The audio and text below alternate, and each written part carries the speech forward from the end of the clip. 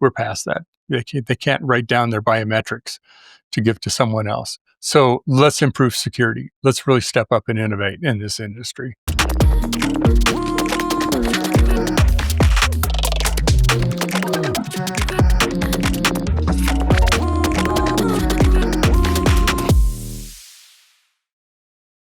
Welcome to Security Boulevard, a cybersecurity podcast from the Future Room Group.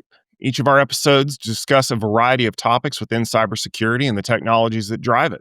You can find us on securityboulevard.com, the Security Boulevard YouTube channel, TechStrong TV, and all of your favorite podcast platforms. My name is Tom Hollingsworth. I'm the event lead for Security Field Day and other events at the Tech Field Day Group, which is a part of the Future Room Group. And we are relaunching the Security Boulevard podcast to bring you some discussion topics about everything that's going on in the cybersecurity world. I'd like to take a minute for my co-hosts to introduce themselves so that you understand the voices that you're listening to on this particular episode. Mitch, why don't you let everybody know who you are?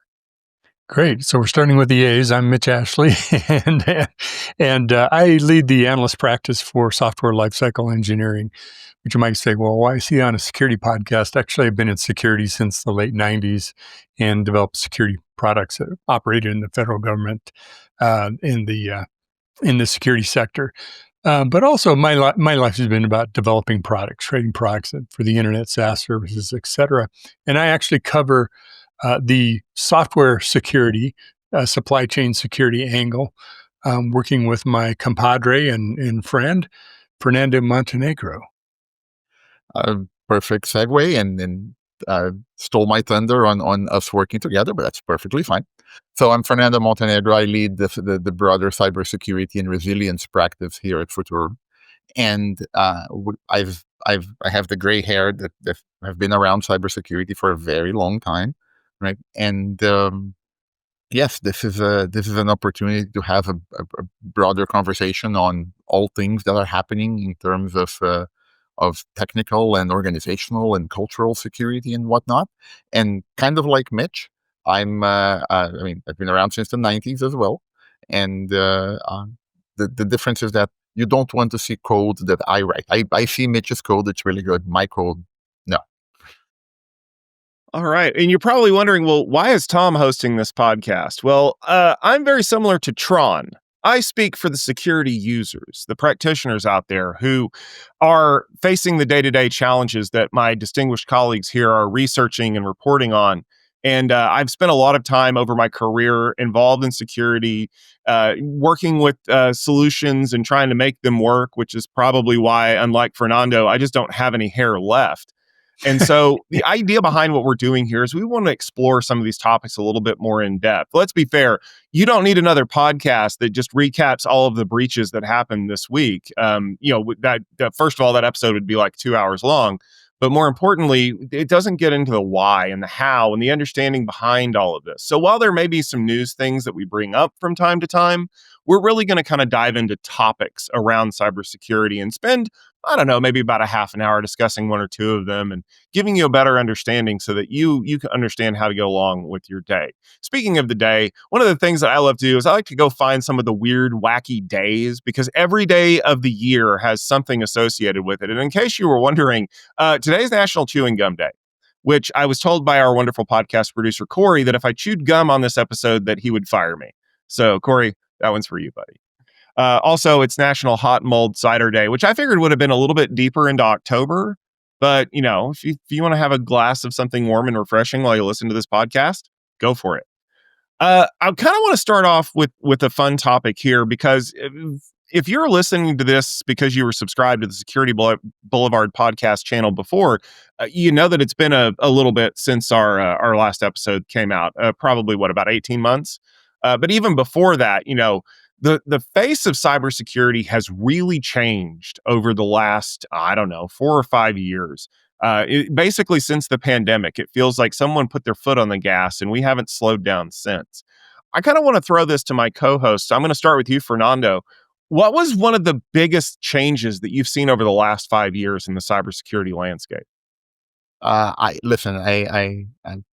make fun of it, but like AI. All right, fine. I got the word out. Meantime, the time to AI in this episode was what, a minute or two, like, content-wise, 30 seconds, not even that. But absolutely, it's been a change. It's all over the place, and it's one of those areas that is affecting, like the way that we're structuring it at Futurum is we're talking about AI in three different buckets, if you will. There is the AI for security. Take your typical security product, whatever it might be. There is a usage for AI in there somewhere, right? Maybe it's triage. Maybe it's writing better or finding code vulnerabilities. Maybe it's data classification, whatever, right? That's the AI for security piece. There is the security for AI piece, which is, look, you are doing AI within your organization at scale, of some scale, or maybe it's a pilot, maybe you're further along. You need to secure that AI deployment. That's one, and that's all the, hey, let's protect against model poisoning. Let's protect against prompt injections, et cetera, et cetera, et cetera. Right? And then the third one is, even if you don't do anything else, right? One of the major changes in the past 5 years, to bring to your question, is adversaries have been using AI, right? So we've seen the rise in potentially deep fakes, but we've also seen the application of AI to shorten time from CVE to POC, to proof of concept exploits and so on. So absolutely massive change on technology as it relates to AI. There's others, but I don't want to hog the mic too long. Mitch, what's up? We could name a lot of things. I think because that's what I'm focusing on my practice, I'll bring up the convergence of security in the software organizations and thinking about software security, software supply chain security as part of the overall security of an organization. We live forever. We're really good at silos, and we live forever. And software developers live here, and security people live over here. They don't talk to each other. They don't know the same language. They don't even know what each other's talking about. Well, now that those things have started to get knocked down, and we talk a lot about open source security. We talk a lot about security of the code that we develop. We talk a lot about security of the tool chains that we use to create software. Because, of course, guess what is the new attack vector, or one of the new attack vectors, is the developers and people involved in creating software themselves, so open source projects, things like that. So you already see, like the Linux Foundation collaborating with Open Source Security Foundation, collaborating on creating a baseline of what projects should implement for better security, et cetera. So it's a topic that we now talk about, and I think more collaboration is happening. Security isn't just picking tools for developers to use, which they won't use, and developers aren't ignoring security all the time because they've got to ship code.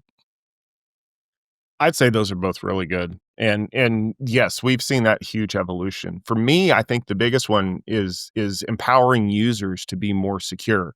And I know it kind of sounds a little trite, but if you think back to, 5 years ago was the pandemic, we have accelerated security since then. And I want to give you an example. It's actually something we discussed on a podcast last week, the idea of passkeys. The reason why that stands out to me so much is because it combines PKI, excuse me, it combines PKI with biometric authentication and inherent two-factor authentication. And Mitch, to your point, like you talk about the fact that people are using attack vectors to get into development environments now. The reason why is because it's actually getting really hard to break in the front door by guessing people's passwords. Like, now I can authenticate to my login system using my phone through my face, which is inherently trusted because there is a TPM module in my phone now. And I can use all of that together to ensure that nobody's able to intercept my two-factor code or, guess a seed value for a key generator. And I think about that because when you look at the way that users treat security now compared to the way that they did it 6 or 7 years ago, it's night and day different. Like, we all joke about the regular anti-phishing training that we all have to take, but we've at least gotten to the point now where the average person knows how to spot those kinds of attack vectors, right? Like they can tell that this is a sloppily written attempt to get my password or something like that. In fact, they're getting pretty sophisticated to be able to beat the average levels of notification and notice that people have. So I think that overall, we've gotten better at security through tooling, through education, and things like that. I guess that the question that comes up, though, is if we've gotten so good at fixing all of these things that have changed in security, why are we still facing challenges? Oh, this is a good one. Uh, we can go down rat holes on this. Uh, my my personal take is that I agree with everything you said. The reason I think that we have been talking about cybersecurity I'll frame it this way. Do we have the right expectations of what good cybersecurity is, right? At and that can mean at different levels. It can mean at the individual level. What's good cybersecurity for you? There's a level of within your organization. What's good cybersecurity for your organization? And I would argue that there's a level at society. What's good cybersecurity for society, right? And I think that we continue to have incidents the same way that we continue to have car crashes, that we continue to have airplane incidents, that we continue, God forbid, to have uh, uh, people die in hospitals, right? I think that the issue is the rate that we are seeing bad things uh, worse or better than what they were before? Like, yes, we're seeing bad things, I agree. But if we're seeing bad things we're seeing a few bad things, but given the scale of what we're doing with technology, is it just something that perhaps, okay, overall it's gotten better? Yes, there will always be incidents. That I think that's a question we haven't answered as an industry, right? I'm and kind of like you, I'm really optimistic about how things have improved over the past few years. But yeah, we still have stuff to do.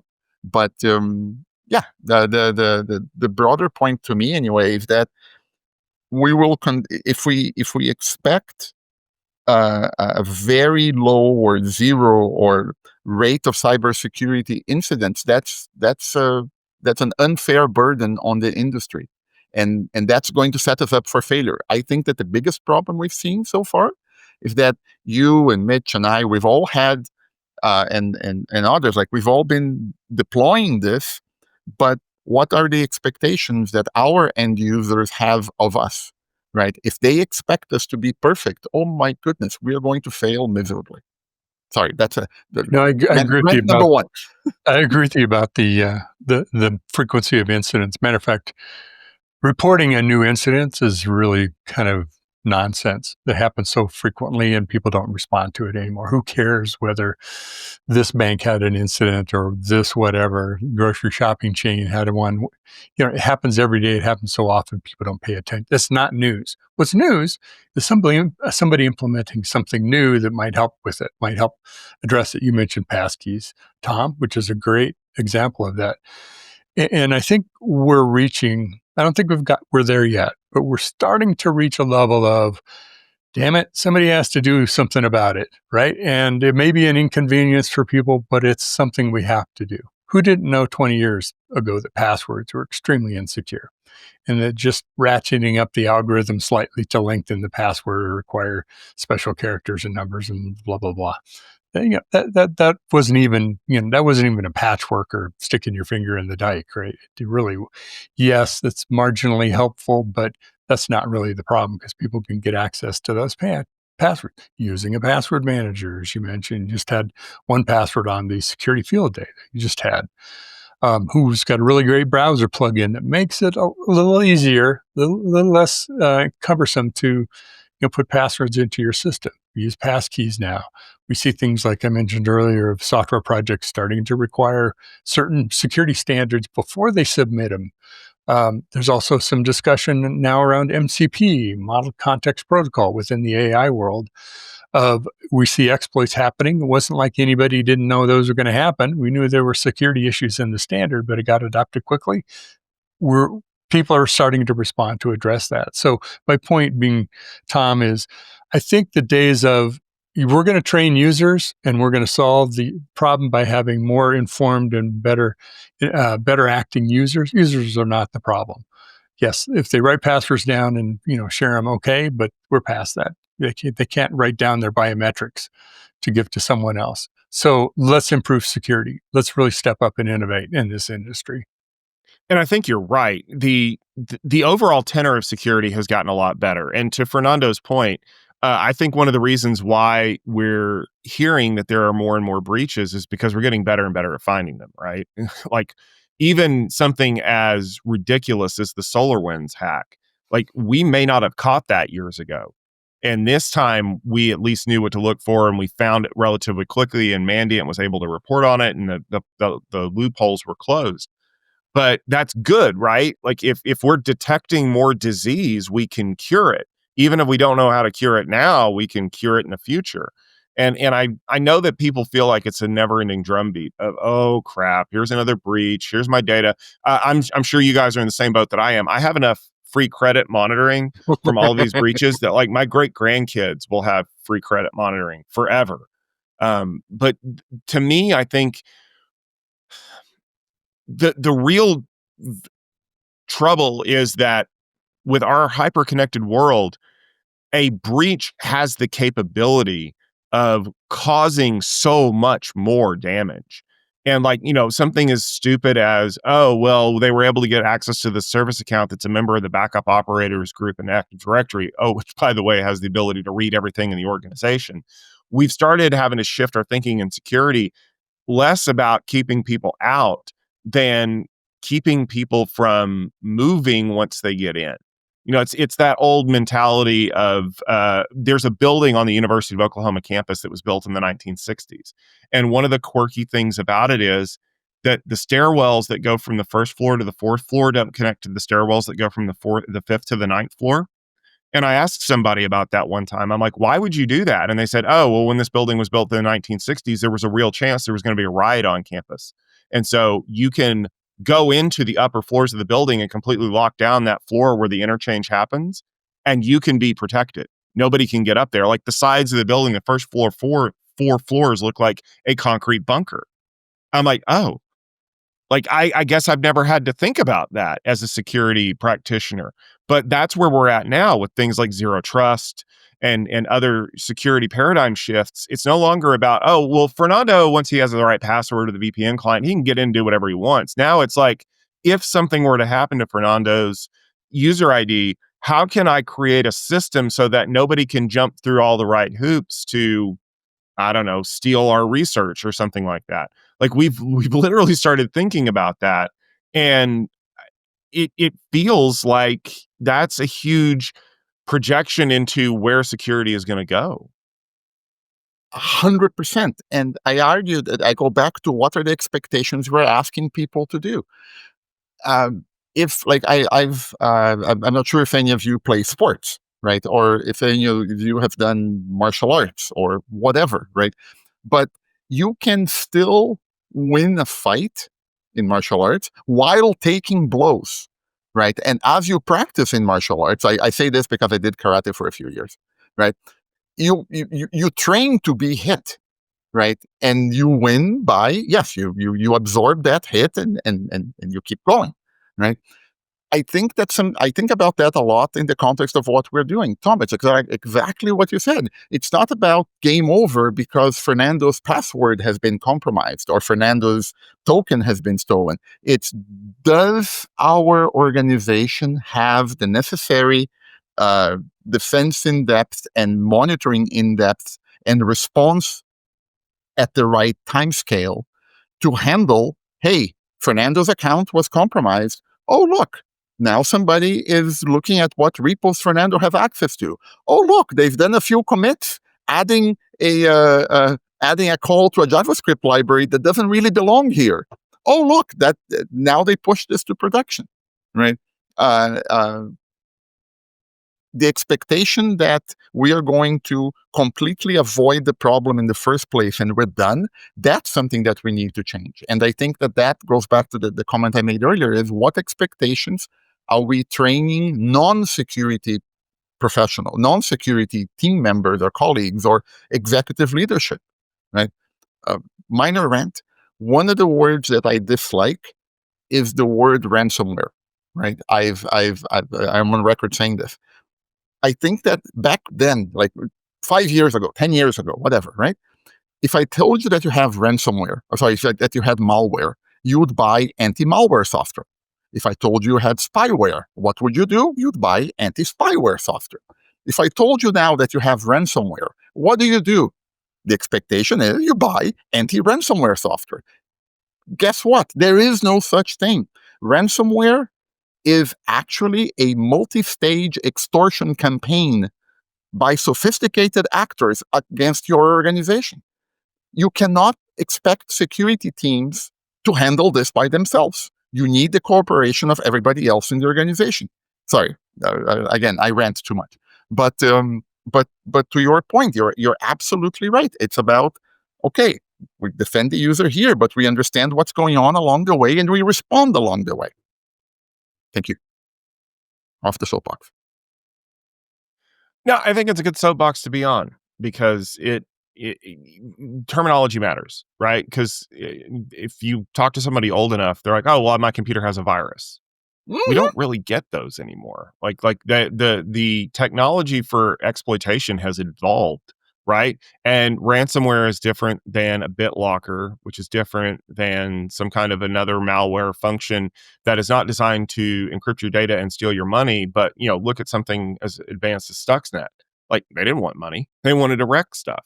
So I think it's just like in the medical field, right? Like doctor, it hurts right here can be a very different thing for a lot of different stuff. And that's why doctors are very precise, nurses too, and what terminology they use so that we can make the patient better, I think. I think the attitude of the attackers has also changed. Yes, forever we thought of the end users as being sort of the low-hanging fruit to go after, right, with phishing attacks, et cetera, and they still are. We are.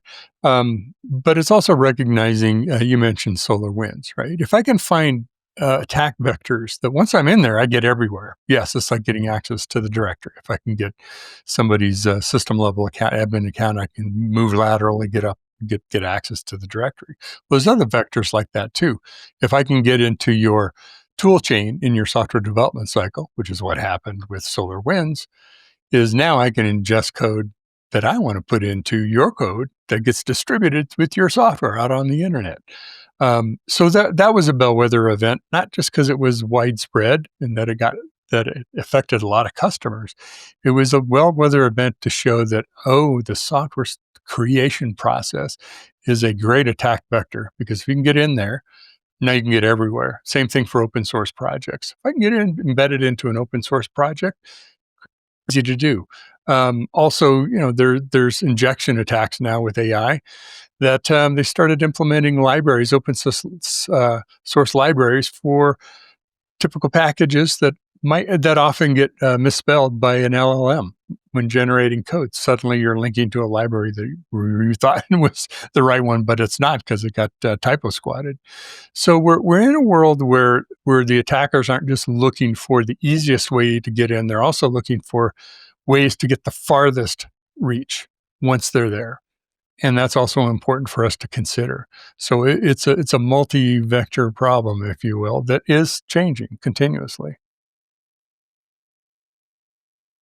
Well, I want to take a minute to kind of discuss something that we've hinted around a little bit here on this episode, and that was the fact that we just got wrapped up with our Security Field Day event, the most recent one last week as of the time of this recording.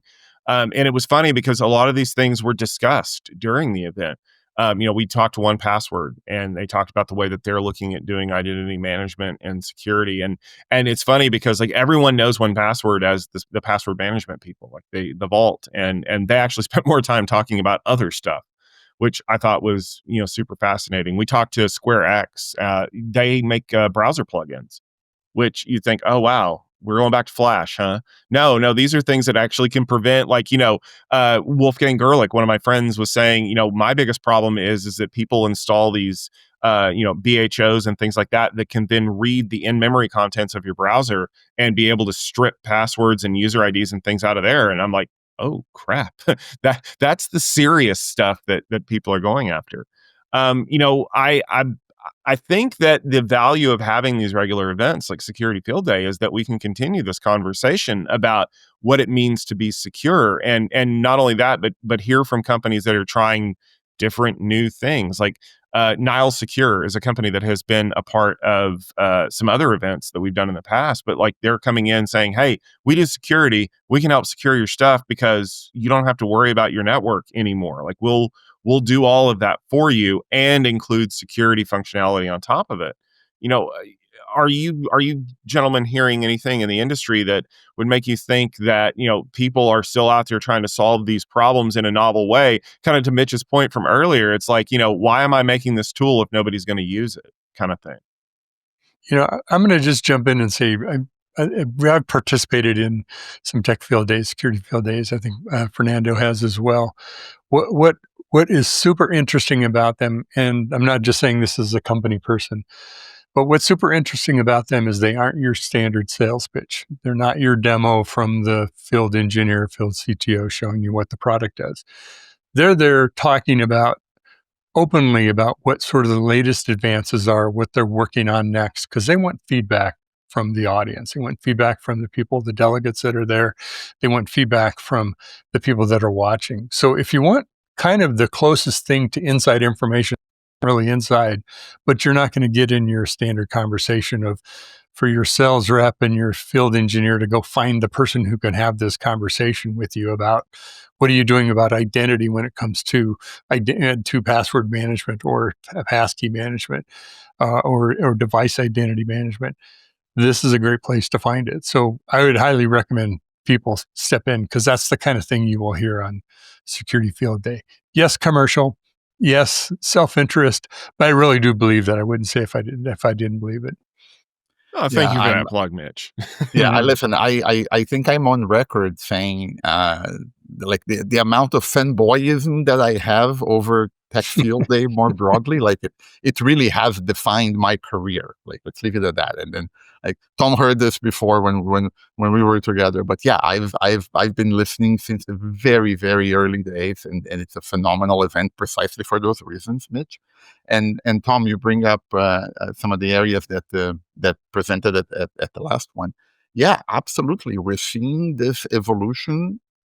We're seeing evolution in multiple areas, evolution driven by two things. We're seeing evolution driven by the fact that technology is everywhere. So, for example, the browser security stuff, I wrote a report about it a couple of months ago. One of the things about browser security that I find fascinating is that it's a phenomenal place for the kind of monitoring that you want to do. It doesn't suffer from the fact that, the network is now encrypted, so network detection is still possible, but it's more difficult. But it's not as detailed as, or it can be detailed, of course, but it doesn't. It captures events at a higher level of abstraction than EDR tooling, right? So, for example, you don't have to put together the thing. Oh, look, process XYZ or thread XYZ, read memory location ABC, right? You can have the browser look. Oh, somebody read the password field. I'm exaggerating, but so I find it fascinating. The other thing, just to mention that, I mentioned two things. One is that it's everywhere, and the other is we are seeing, and this, I think this is highly positive. We're seeing security products and vendors and tooling and professionals be a little more attuned to the economics of things. Right, it's almost 30 minutes into the session, and this is the first time I mentioned economics. Right? It's that the how do you align the incentives for what people need to do? How do you align the incentives that people get for what you want them to do? And you ask about what's novel and whatnot. I think that as we have this more sophisticated understanding of security, I think it's going to be very positive. Awesome. Well, gentlemen, we're getting close to the end of our episode, but I wanted to give you both a chance to kind of let everybody know some of the cool things that you're working on. Because one of the key aspects of security that is super important is sometimes just keeping up with what's out there, right? You never know what you need to use if you don't know what people are working on. And you two have been doing an amazing job doing research, writing reports, creating content. So, what are a couple of things that you've got coming up that people should be waiting for, paying attention to? Go ahead, Fernando. Go for it. I was going to let you go first because I think your research is coming up before mine in terms of publishing. Well, so, as I mentioned, I covered the entire software development lifecycle. So there's lots of areas of security being addressed from, observability and how that's used in security, but also how that extends down below the line into the tool chain itself. One of the areas that I've spent a lot of time focusing on are the open standards around AI and LLM models. I mentioned MCP earlier. There's agent to agent. There's an agent purchasing protocol. There's also agent communication protocols. A lot of those protocols are early in their life cycle, meaning they aren't fully mature and they need additional security added to it. Microsoft announced at Microsoft Build that they were going to be helping Anthropic enterprise-ready MCP as part of their process, since they're still kind of holding on to the MCP keys, if you will, while other projects have been donated to the Linux Foundation or to CNCF and become more kind of open collaboration officially in that way. So you'll see some continuous updates for myself on that, as well as updates around software supply chain security.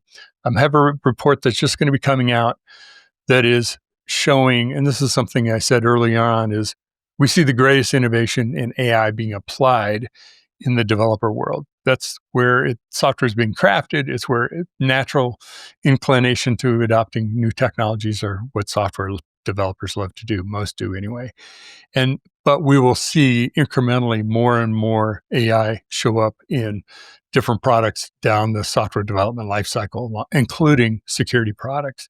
And I don't go into the depth that necessarily Fernando would, but in my latest report, Analyst Insight report, I'll be talking about where we're seeing AI show up and how it's being used or implemented in those particular product categories. Yeah, from my perspective, and I'll be brief. There's two types of research that we do, right? There's the more I'm going to say timed.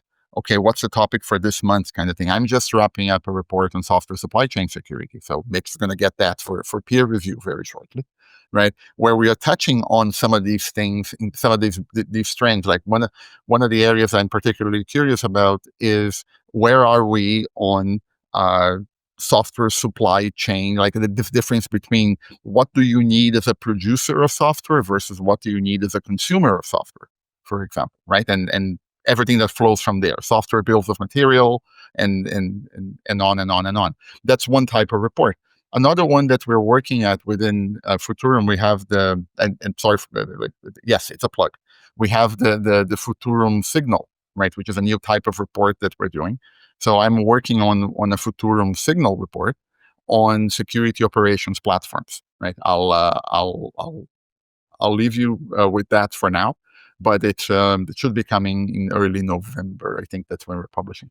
So I'm doing some of the research now on what does the modern security operation platform look like, right? Platforms is a huge area in buyer behavior, right? People do tend to prefer buying these platforms. So what's in there actually? Anyway, that's research I have coming up, and then other than that, it's just hanging around the never-ending stream on the socials and commenting where appropriate and so on. I was adept in not mentioning my Signal report, which actually will probably be out before mine, at the time. Well, be out probably when this podcast comes out. It's on the software development platforms, not developer tools, but thinking about the entire software development lifecycle and evaluating vendors, looking at it kind of holistically. And over time, we'll look at more depth in specific areas. Security and supply chain security being one component of that. So while Fernando's looking at much more in depth on the security market as well as on software supply chain in his latest report that's coming up, I'm kind of looking at it from a software perspective and where that fits in as well. All right. And from my side of the house, we have a lot of great content that is focused on security and things coming out of techfieldday.com. Big things that I think you should check out: Security Field Day 14. The videos are actively being posted right now. So by the time you're listening to this episode, you should have some great information you can go over and listen to. We have a special exclusive event coming up with Microsoft Security, talking all about Microsoft Sentinel. That's going to happen on the 9th. We also have our Tech Field Day experience with NetApp Insight. We also have episodes of the Tech Field Day podcast. Whatever you want to listen to, go over to techfieldday.com or make sure that you're following Tech Field Day on LinkedIn, Twitter, Blue Sky, Mastodon, all of the regular places. I want to thank you very much for listening to this kickoff episode of the Security Boulevard podcast. If you enjoyed this conversation, do the things, right? Subscribe on YouTube, open up your favorite podcast application of choice so that you don't miss an episode, even if it's just the audio only version. And we'd appreciate if you'd leave us a rating and a review, because that helps the show grow and reach new audiences and new ears. This podcast is brought to you by securityboulevard.com and the Futurum Group. If you want to check out show notes or see what we got coming up for future episodes, go to securityboulevard.com, TechStrong TV website, or the TechStrong TV app, which is available on Apple TV, Roku, and other smart devices. Of course, make sure you follow Security Boulevard on Twitter, X, and LinkedIn at SecurityBLVD. And there's going to be lots more content to come there. Thanks for tuning in, and we'll see everybody next week.